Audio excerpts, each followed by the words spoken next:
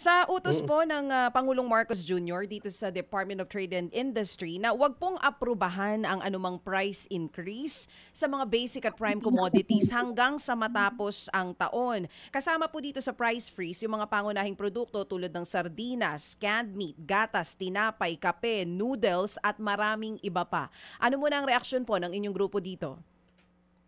Well, there was a price freeze until October, I think, no? So, tinuloy na naman yung price freeze. So, parang sinabihan na wag na kayong magtaas forever, di ba?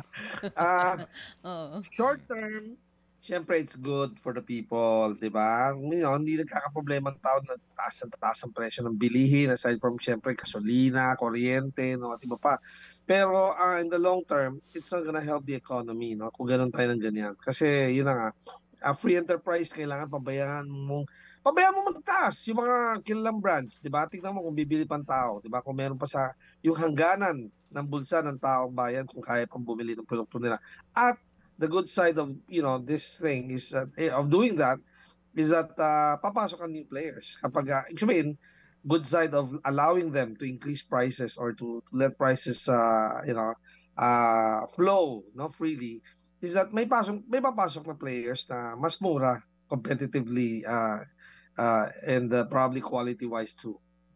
Oo. Pero Sir Steven, sa madaling salita, susunod kayo sa utos na ito ng Pangulo? Well, of course, no, kapag alam mo, sinabing those nang hihingi ng permiso, no? These are just a few companies and a few brands, no, mga minomonitor ng DTI. So there are thousands of, items that you can choose from, no, for your needs, no, pangailangan ng tao, pang-araw-araw. So yung iba, maaaring gumalaw din ang presyo, no? Hindi naman pwedeng ma-monitor lahat ng items, di ba? I'm just saying realistically, hindi kayang i-control lahat ng produkto ng lahat ng kumpanya. Mga kapatid, brothers and sisters, saan ka pa? Dito na tayo sa totoo.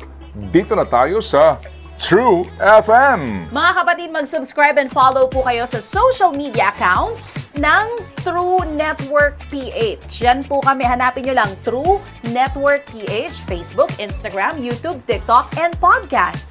Mapa-Apple or Spotify man yan, mahahanap nyo kami. Lahat ng mga napapanood at napapakinggan nyo po sa programa, nasa social media accounts namin yan. So, paano mga kapatid? See you sa social media!